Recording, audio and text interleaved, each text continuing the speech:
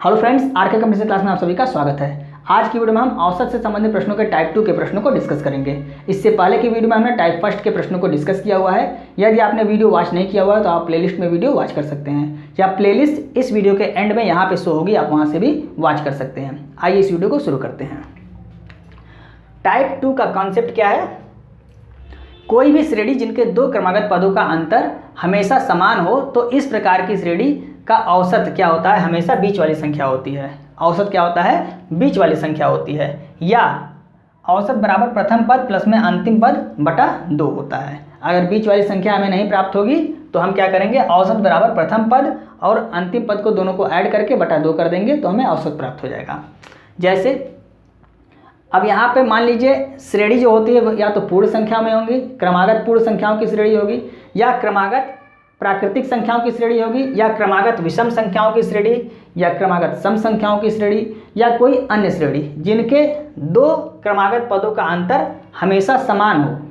उसमें क्या होगा? औसत क्या निकलेगा? बीच वाली संख्या होगी, या औसत बराबर प्रथम पद प्लस में अंतिम पद बटा 2 होगा। अब पूर्ण संख्या अगर है तो वो 0 से स्टार्ट होती हैं। 0, 1, 2, 3, 4 ऐसे होती हैं, यानी कि इनके बीच का अंतर कितना है? 1 का अंतर है। तो यहाँ पर भी औसत क्या होगा? बीच वाली संख्या होगी, या औसत बराबर प्रथम पद प्लस में अंतिम पद बटा 2 होगा।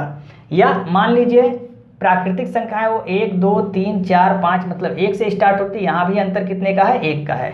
तो यहाँ भी आपका वही फार्मूला लगेगा। औसत बीच वाली संख्या होगी, या औसत बराबर प्रथम पद प्लस में अंतिम पद बटा 2 होगा। सम संख्याएं अगर हैं, क्रमागत सम संख्याएं मतलब 2, 4, 6, 8, 10, 12 इस तरह से, तो इनके बीच का अंतर कितना है? 2, 2 का अंतर है। 2, 2 का अंतर है इनके बीच। या क्रमागत विषम संख्याएं हैं, उनके बीच का अंतर भी कितना है? जैसे 3 हो गया, 5 हो गया, 7 हो गया, 9 हो गया, 11 हो गया, तो अंतर कितने का है? 2, 2 का है। तो यहाँ पर भी क्या होगा? औसत बराबर बीच वाली संख्या होगी, या अगर बीच वाली संख्या प्राप्त नहीं होती है तो औसत बराबर क्या होता है? प्रथम पद प्लस में अंतिम पद बटा 2। तो इन चारों श्रेणी के अलावा यदि कोई अन्य श्रेणी आती है जिनके दो क्रमागत पदों का अंतर हमेशा समान होता है तो वहाँ पर भी ये फार्मूला अप्लाई होगा। अब आइए प्रश्न को देखते हैं। पहला प्रश्न क्या है? 5, 7, 9, 11, 13 का औसत क्या होगा? 5, 7, 9, 11, 13 का औसत क्या होगा? अब यहाँ देखिए 2 इधर हो गया और 2 इधर हो गया, तो बीच वाली संख्या क्या हो गई? औसत हो गई। क्यों हो गई? क्योंकि ये क्रमागत विषम संख्याएं हैं और इनके बीच का अंतर कितना है? 2, 2 का अंतर सब में आ रहा है। तो ये जो श्रेणी है क्रमागत विषम संख्याओं की श्रेणी है, तो औसत क्या हो जाएगा? बीच वाली संख्या हो जाएगी। तो औसत बराबर कितना हो गया? 9। यही हमारा आंसर हो गया। दूसरा प्रश्न देखते हैं।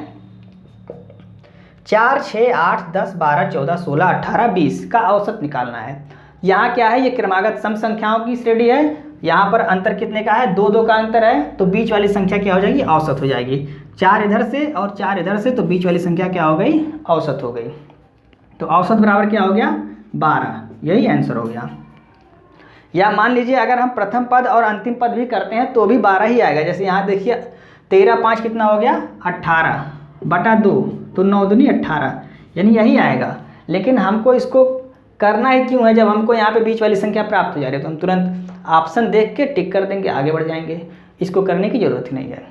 तीसरा प्रश्न देखते हैं। 13, 15, 17, 19, 21, 23 का औसत क्या होगा? यहाँ पर भी अंतर कितने का है? 13, 2, 15, 2, 17 मतलब 2, 2 का अंतर है।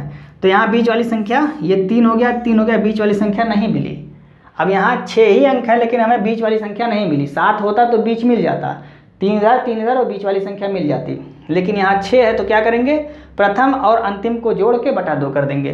तो 23 और 13 कितना हो गया? 36 बटा 2, 18 दूनी 36। आंसर क्या आ गया? 18 आ गया। चौथा प्रश्न देखते हैं। 5, 9, 13, 17, 21, 25 का औसत क्या होगा? अब यहाँ 5, 4, 9, 9, 4, 13, 13, 4, 17, यानी कि अंतर कितने का है? 4 का है। यहाँ प्रत्येक दो पदों का अंतर हमेशा क्या हो रहा है? समान आ रहा है। तो यहाँ पर भी क्या होगा? औसत बराबर बीच वाली संख्या हो जाएगी। तो बीच वाली संख्या यहाँ प्राप्त हो रही है 3, 3, 6 नहीं हो रही है। तो क्या करेंगे? प्रथम पद प्लस में अंतिम पद बटा 2। 25, 5, 30 बटा 2 बराबर 15। 30 बटा 2 बराबर कितना आ गया? 15। यही हमारा आंसर हो गया। तो आइए इससे संबंधित कुछ और प्रश्नों को देखते हैं। 5वां प्रश्न क्या है, प्रथम 10 पूर्ण संख्याओं का औसत क्या होगा। अब पूर्ण संख्याएं क्या होती हैं, 0 से लेके शुरू होती हैं। यदि हम 1 से स्टार्ट करेंगे तो प्राकृतिक संख्या हो जाएंगी। तो पूर्ण संख्याएं याद रखना है 0 से स्टार्ट होती हैं। तो 0, 1, 2, 3, 4, 5, 6, 7, 8, 9, तो कुल मिला के 10 हो गया। 1, 2, 3, 4, 5, 6, 7, 8, 9, 10 हो गया।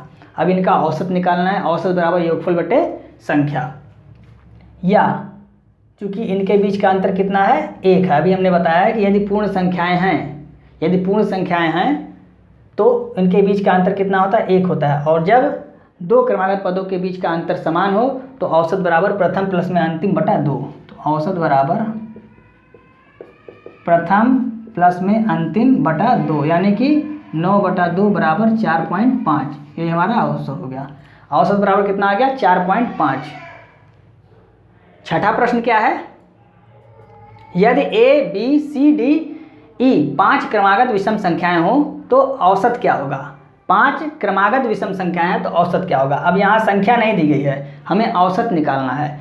तो औसत बराबर क्या हो सकता है, औसत बराबर, क्योंकि क्रमागत विषम संख्याएं हैं तो बीच वाली संख्या क्या होगी, औसत होगी, यानी कि C क्या हो गया, औसत हो गया। तो पहला या भी हमारा उत्तर हो सकता है। दूसरा क्या होगा, औसत बराबर प्रथम प्लस में अंतिम पदों का जोड़ बटा 2, यानी कि A प्लस में C, ये A है, A प्लस में C नहीं E है, ये A प्लस में E बटा 2, यह भी हमारा आंसर हो सकता है। या एक और आंसर हो सकता है कि औसत बराबर सभी पदों का योग बटे पदों की संख्या। तो A, B, C, D सभी को ऐड कर देंगे। औसत बराबर A प्लस में B प्लस में C प्लस में D प्लस में E बटा कितना हो जाएगा, 5, क्योंकि 5 संख्याएं हैं। यह भी हमारा आंसर हो सकता है।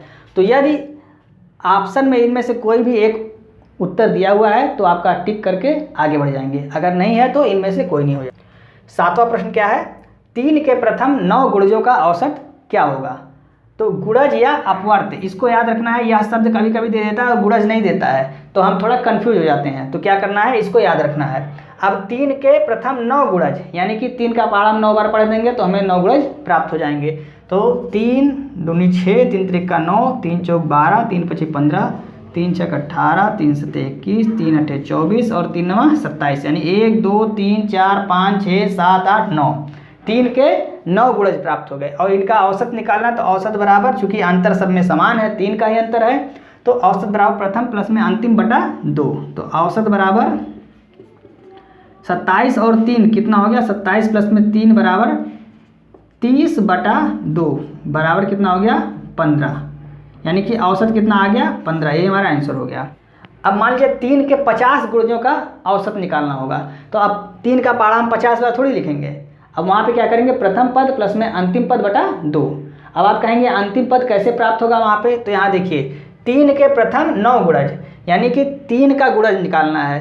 तो जिसका गुणज निकालना रहेगा वो प्रथम संख्या वही हो जाएगी खुद, क्योंकि 3 का गुणज निकालना है, प्रथम संख्या क्या हो गई, 3 ही हो गई। और जितनी बार निकालना उसमें हम क्या करेंगे, 3 का गुणा कर देंगे। तो 3 9 कितना होता है, 27, तो आखिरी पद हमें प्राप्त हो जाएगा।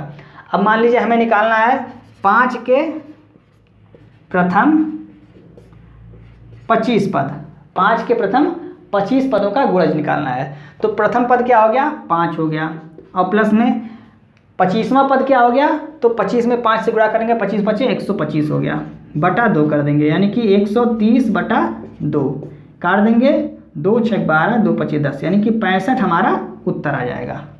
इस कंडीशन में यदि दिया होगा कि 5 के 25 गुणजों का औसत क्या होगा, तो यहाँ पे आपने सीखा कि अगर इस तरह से गुणज दिया हुआ है तो हम क्या करते हैं, सीधे प्रथम पद प्लस में अंतिम पद बटा 2 करते हैं। प्रथम पद मतलब जिसका गुणज निकालना है वही प्रथम पद हो जाएगा, और अंतिम पद मतलब जितने तक का निकालना है उसमें हम क्या करेंगे, जो पद का निकालना है उसी से गुणा कर देंगे। यानी कि यहाँ 3 का 9 गुणज निकालना है तो 9 त्रिक 27 हो गया, 5 का 25 पद निकालना है तो 25 पंचे 125 हो गया। इसी तरह से जो भी दिया रहेगा उसका हम सीधे गुणा करके आखिरी पद प्राप्त कर लेंगे। तो आइए नेक्स्ट प्रश्न देखते हैं। 8वां प्रश्न क्या है, 4 क्रमागत सम संख्याओं का औसत 27 है, इनमें सबसे छोटी संख्या क्या है। अब 4 क्रमागत सम संख्याओं का औसत क्या है, 27 है। हम जानते हैं कि यदि क्रमागत सम संख्याएं हैं तो औसत क्या होता है, बीच वाली संख्या होती है। तो 27 हम क्या करते हैं, बीच में लिख लेते हैं। अब 4 सम संख्याएं, चूंकि 27 क्या है, ये तो विषम है, 4 सम संख्याएं यानी कि 2 इधर होगी और 2 इधर होगी। तो 27 के बाद कौन सी सम संख्या आती है, 28, और 28 के बाद 30। 27 के पहले क्या आता है, 26, और 26 के पहले 24। तो हमारा संख्याएं चारों मिल गई यहाँ से।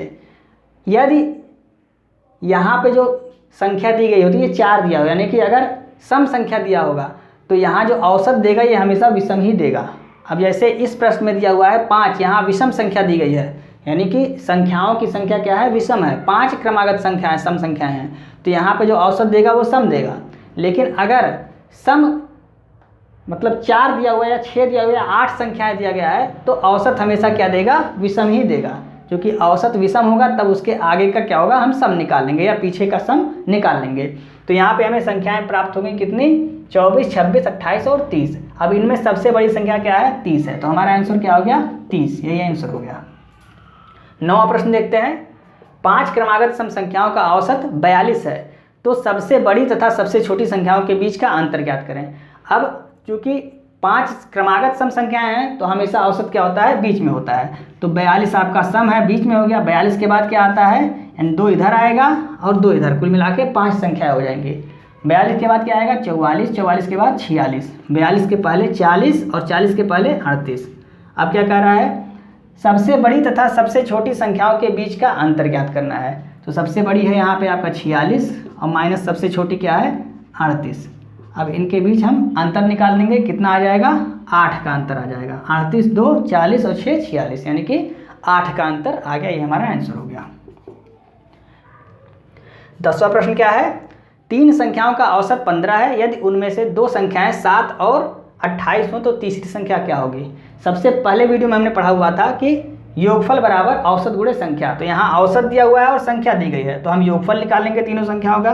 तो योगफल बराबर औसत कितना है, 15 गुणे संख्या 3 बराबर 45। ये क्या प्राप्त हो गया, ये औसत प्राप्त हो गया तीनों संख्याओं का। अब इसमें से 2 संख्याएं दिया गया है, एक 7 है और एक 28 है। तो दोनों संख्याओं को ऐड करके हम इसमें से घटा देंगे तो हमें तीसरी संख्या प्राप्त हो जाएगी। 7 और 28 इन दोनों को ऐड करेंगे तो कितना हो जाएगा, 35। तो -35 इसमें से जब हम घटा देंगे तो जो प्राप्त होगा वही हमारी तीसरी संख्या हो जाएगी। अब 45 में से 35 जब घटाएंगे तो कितना प्राप्त हो जाएगा, 10 प्राप्त हो जाएगा। यही हमारा आंसर हो गया। यानी कि 3 क्रमागत संख्याओं का औसत अगर दिया है 15, तो हम क्या करते हैं, तीनों का योगफल निकाल लेते हैं। तो योगफल में 45 प्राप्त हो गया। 2 संख्याएं दी गई हैं, दोनों को ऐड करके और तीनों के योगफल से हम घटा देंगे तो तीसरी संख्या हमें प्राप्त हो जाएगी। यही हमारा आंसर हो गया। तो दोस्तों आज की वीडियो में बस इतना ही। यदि आपको वीडियो अच्छी लग रही है तो आप इसे अपने दोस्तों को भी शेयर करें और वीडियो को लाइक और सब्सक्राइब करना ना भूलें और बेल आइकन को प्रेस कर दें, जिससे हमारी आने वाली सभी वीडियो की नोटिफिकेशन आपको समय समय पर मिलती रहे। और इस चैनल पर एक वीडियो और शाम को 9 बजे अपलोड होती है, उसे भी आप जरूर देखें। जय हिंद।